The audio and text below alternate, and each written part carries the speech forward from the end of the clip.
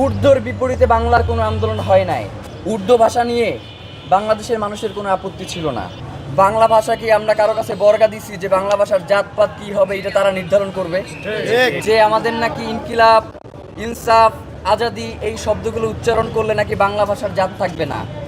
আজ মহান 21শে ফেব্রুয়ারি 1952 সালের ভাষা আন্দোলনে যারা শাহাদাত বরণ করেছেন, আমরা তাদের রুহের মাগফিরাত কামনায় তাদের কবর জিয়ারত করেছি এবং এখানে আমরা দোয়া মোনাজাত করেছি।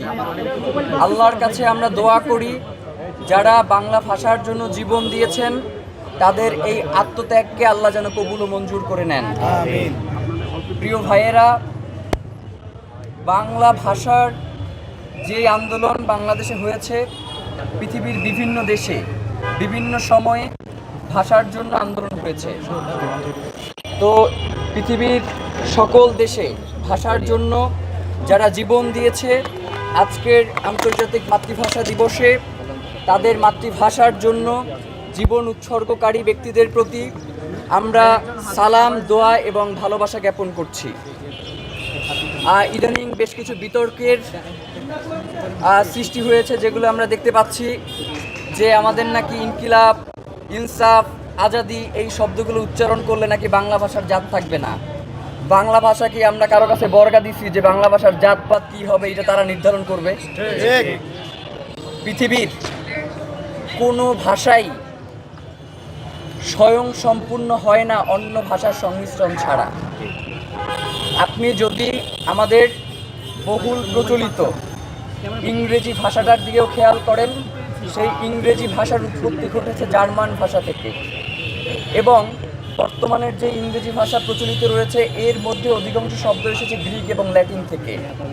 এই যে বাংলা ভাষার কথা বলে বলে যারা মরে যাচ্ছে, এই বাংলা শব্দের উৎপত্তিটাও হয়েছে দুইটা শব্দ থেকে, সংস্কৃত এবং ফার্সির সংমিশ্রণে হয়েছে বাংলা শব্দ। সুতরাং যারা এই শব্দগুলোকে নিয়ে বিভিন্ন ধরনের রাজনীতি করবার চেষ্টা করে, আমাদের কাছে মনে হয় যে তাদের এই শব্দগুলোর প্রতি এক ধরনের বিদ্বেষ থেকেই তারা করে মূলত এই কাজগুলো। যেমন আপনি চিন্তা করেন, এই যে রিক্সাটা এখানে দাঁড়িয়ে আছে, এই রিক্সা শব্দটা জাপানি শব্দ, এইটা নিয়ে তার কোনো সমস্যা নাই। সে তার আব্বারে আব্বা ডাকে, বাপ ডাকে, এইগুলো নিয়ে তার কোনো সমস্যা নাই। কিন্তু আমাদের আজাদির শব্দ, আমাদের ইনকিলাবের শব্দ, আমাদের ইনসাফের যে শব্দগুলো রয়েছে, এই শব্দগুলো তার ভীষণ আপত্তি রয়েছে। আজকে অথবা গতকালকে সম্ভবত একটা ভিডিও দেখলাম যে ঢাকা বিশ্ববিদ্যালয়ের একজন অধ্যাপক, তার নাম হচ্ছে তারেক মঞ্জুর, তিনি ইনকিলাব, ইনসাফ এই শব্দগুলো নিয়ে আপত্তি তুললেন। তো তার যেই নাম তারেক মঞ্জুর, এই তারেক শব্দটা হচ্ছে তরিক থেকে এসেছে, আরবি শব্দ, যার অর্থ হচ্ছে রাস্তা।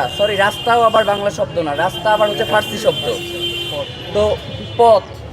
আর মঞ্জুর শব্দের অর্থ হচ্ছে আপনার কবুল করা, দুঃখিত, কবুল আবার আরবি শব্দ, এটা অনুমোদনকারী বলতে পারি আমরা। তার মানে হচ্ছে অনুমোদিত পথের একজন ব্যক্তি, তিনি হচ্ছেন এইটা নিয়ে আপত্তি তুলছেন।